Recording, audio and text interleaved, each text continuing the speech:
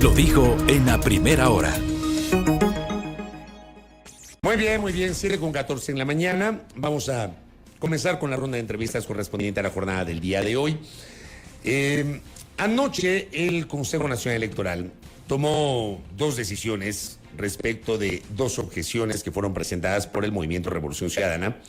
La una negó la objeción en contra de la precandidatura presidencial de Javier Hervás por el Movimiento Reto Lista 33, argumentando que no existen evidencias de que Hervás tenga bienes o empresas domiciliadas en paraísos fiscales y que el nombre que fue materia de la denuncia presentada por Revolución Ciudadana corresponde a un homónimo del precandidato presidencial. Así que calificaron esa precandidatura y además negó también la objeción presentada por la misma organización política Revolución Ciudadana en contra de la precandidatura del general Patricio Carrillo, bajo el argumento de que el general Carrillo no está incurso en las inhabilidades establecidas en la normativa para elegir y ser elegido, es decir, para ser candidato.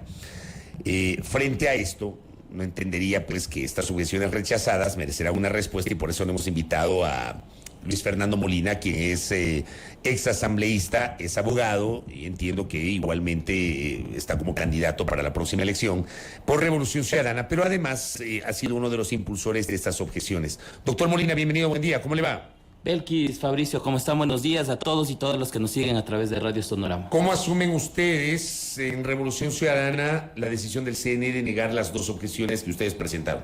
Con una profunda preocupación, precisamente por la forma escueta o la falta de motivación que tiene el Consejo Nacional Electoral. El Consejo Nacional Electoral es un garante de la democracia. Recordemos que en el año 2017 el pueblo ecuatoriano, más del 60%, le dio un mandato al Consejo Nacional Electoral: verificar que las y los candidatos que postulen como candidatos, valga la redundancia, de elección popular, no tengan bienes o capitales en paraísos fiscales. Posteriormente, la Asamblea Nacional realizó o promulgó una ley y esta ley debe cumplirse, pero esta ley no puede agotarse en una simple revisión formal por parte del Consejo Nacional Electoral, sino que este organismo tenía la obligación primero de contrastar tanto las pruebas de cargo como las de descargo y luego solicitar a las instituciones públicas correspondientes la información a fin de verificar si lo presentado por la objeción en el caso del señor Hervás es o no real para proceder a su inscripción. Pero ¿se trató o no se trató de un homónimo, como alegó Hervás en los elementos de descargo y que finalmente fue lo que valoró en esta decisión el Consejo Electoral? Mire, si nosotros revisamos en la página web, en internet, fundamentalmente, nosotros vamos a ver que la hermana del señor Javier Hervás tiene el apellido Morabogen y que el abuelo del señor Hervás, del abuelo materno, también tiene el apellido Morabogen. Por eso causa sorpresa que el señor Hervás termine diciendo que se trata de un homónimo. Hay un tema adicional, Belkis, que es preciso mencionar.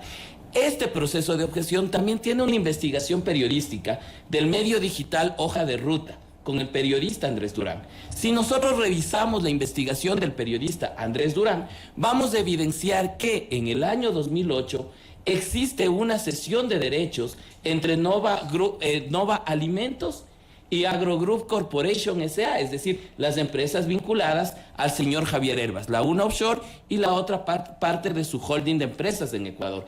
En ese documento que ha exhibido el periodista Andrés Durán, del año 2008, consta la firma del señor Marcelo Javier Hervás Morabogen. Es decir, se evidencia básicamente que existen elementos que hacen que desmoronan el argumento del señor Javier Hervás en relación a este homónimo. Pero ¿en qué año ocurrió eso, según citó? En el año 2008. ¿Por qué? Porque el poder se encuentra vigente hasta la actualidad, porque no ha sido revocado el poder y porque estas sesiones de derecho que se dan y además es una sesión de derechos particular y sui generis, porque la sesión de derechos se da hacia la esposa del señor Javier Hervás. Entonces, estos elementos que generan al menos una duda razonable respecto de la relación de Javier Hervás con paraísos fiscales, debió haber sido solicitado por el Consejo Nacional Electoral a las instituciones correspondientes. Le pongo un ejemplo, Fabricio y Belkis. En el caso del señor Diego Ordóñez, que también es criticable la resolución de la Corte Constitucional, ¿qué hizo la Contraloría General del Estado? La Contraloría General del Estado solicitó al Registro Civil que determine si existe un homónimo con los nombres de Diego Hernán Ordóñez. El Registro Civil determinó que no existían homónimos. ¿Cuál fue la siguiente diligencia que hizo Contraloría General del Estado? Pedir al Registro de Panamá los documentos oficiales. Es decir, queda demostrado que si el Consejo Nacional Electoral asumiría su rol de garante, debió haber pedido esta información a la Superintendencia de Bancos, debió haber solicitado al Registro Civil y también al gobierno de Panamá la información correspondiente del offshore. Yo quiero tener claro una cosa y permítame insistirle, porque el argumento del CNE es que el ciudadano Javier Herbas Mora Bowen corresponde a un homónimo de Marcelo Javier Herbas Mora. Yo le pregunto a usted, Marcelo Javier Herbas Mora, según ustedes, ¿es la misma persona que Javier Herbas Mora Bowen? Si es que la hermana del señor Javier Herbas tiene el apellido Mora Bowen, si su abuelo materno tiene el apellido Mora Bowen, entonces entonces se hace presumir que se trata de la misma persona. Pero se hace presumir, para que comprobar. Ya, pero la presunción, exacto, pero la presunción debe ser desvirtuada, debió haber sido desvirtuada por el señor Javier Herbas, situación que en su contestación no lo hizo por un lado y por el otro lado contrastada con la información que pueda solicitar el Consejo Nacional Electoral. Lo que no puede pasar, Fabricio y Belkis, por efectos de la democracia, por ser garantes de democracia, es que la resolución del Consejo Nacional Electoral únicamente se base en la declaración juramentada del señor Javier Herbas y en el escrito que ha presentado sin él establecer los mecanismos de descargo. Frente a esta decisión del CNE, ¿ustedes van a insistir ante el Tribunal Contencioso? Se seguirán los procedimientos correspondientes, se va a presentar la impugnación correspondiente y, de ser necesario, también ante el Tribunal Contencioso Electoral. Vamos con el tema de Patricio Carrillo. El general Carrillo, ustedes presentaron igualmente una objeción y el Consejo Nacional Electoral advierte que el general Carrillo no está incurso en ninguna de las inhabilidades para ser candidato, para elegir y ser elegido. ¿Cuál fue el argumento que ustedes presentaron y cómo asumen esta postura del CNE? El señor Patricio Carrillo, a través de un proceso de fiscalización y control político de la Asamblea Nacional, fue censurado y destituido de su cargo de ministro. Uno de los efectos de esa censura y destitución es precisamente la prohibición de ejercer un cargo público. Y aquí, Fabricio y Belkis, hay que hacer una aclaración.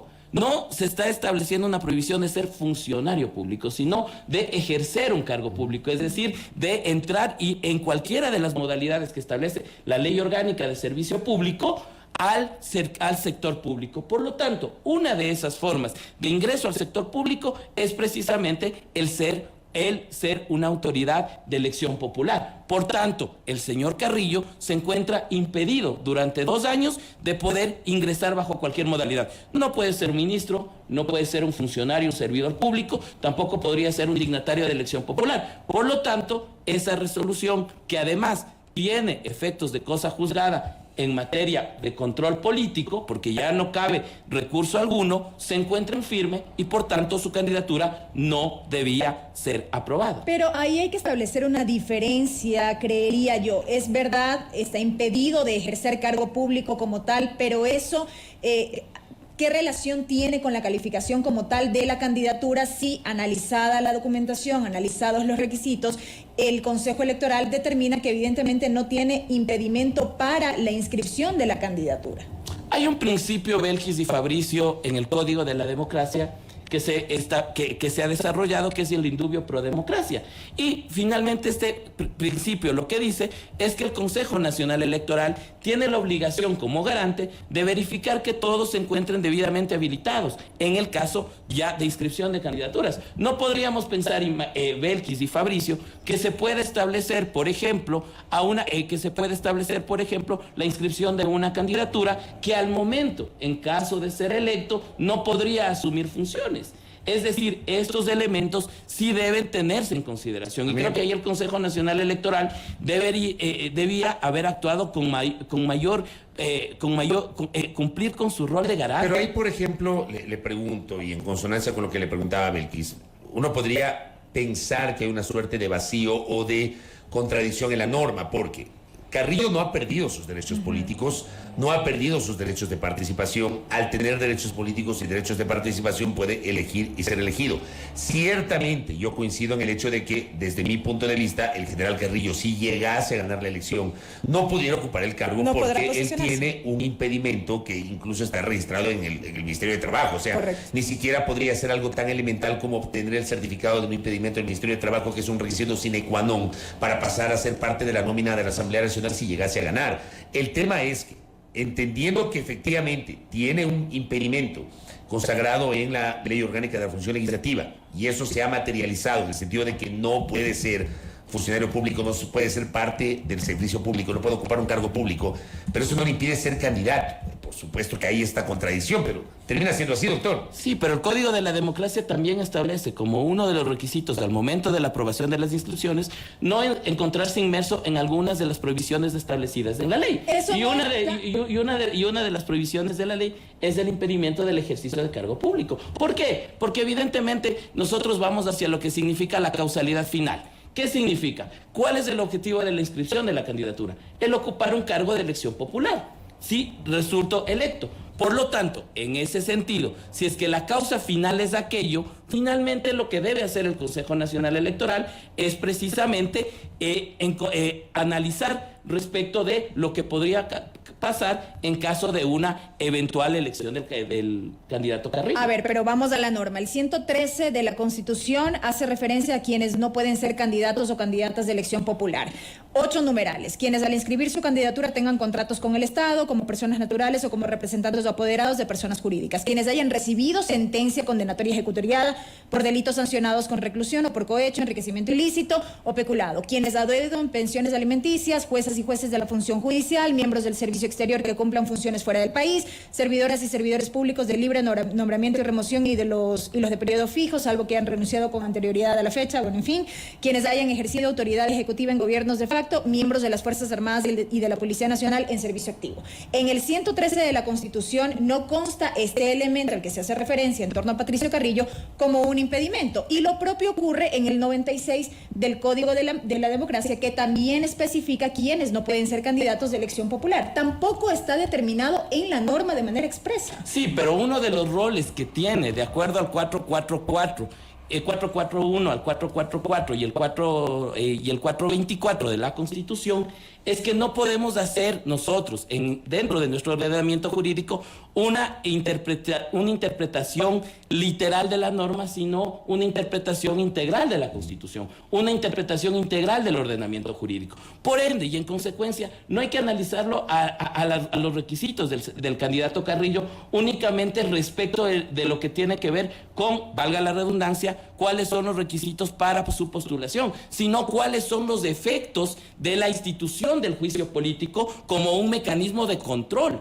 Y el juicio político como tal establece dos consecuencias. La primera, que es la destitución del cargo, y la segunda es básicamente la no posibilidad de que pueda ejercer un cargo público. ¿Pero por qué, Belkis? Porque a Patricio Carrillo se lo censuró y se lo destituyó porque se encontró indicios de responsabilidad política por actos o omisiones en el ejercicio de sus funciones. Por lo tanto, este cuestionamiento que tiene que ver con responsabilidad política, que tiene que ver con la propiedad del funcionario, es lo que genera como consecuencia esta inhabilidad. Y estas inhabilidades deben corresponder precisamente a aquello. Lo lógico no debería ser, le pregunto, con esta experiencia en el futuro, reformar la Constitución para que, digamos, no haya esta contradicción que es materia de este debate. Y el propio Código de la Democracia.